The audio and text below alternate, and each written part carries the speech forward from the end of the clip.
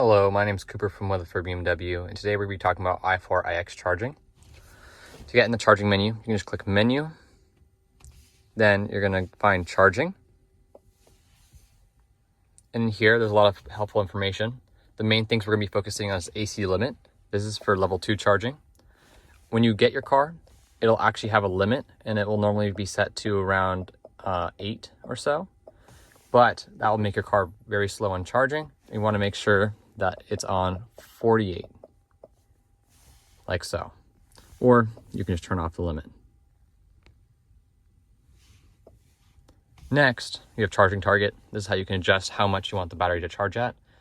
And normally we like to set it at 90. You can set it to 80 if you want to save the most amount of battery capacity over time, or 100 if you're going on a road trip. We also have something called fan loudness. This is super handy. This is normally like to set it to unrestricted, because if you set it to restricted, this will change the fan speed to reduce your charging time. Unless you're in like an apartment complex or something where you want it to be quieter, you can put it on restricted, so it won't make this fan sound as loud. So unrestricted is the option that we like to choose. And my name was Cooper, and thank you for listening to another Weatherford BMW video.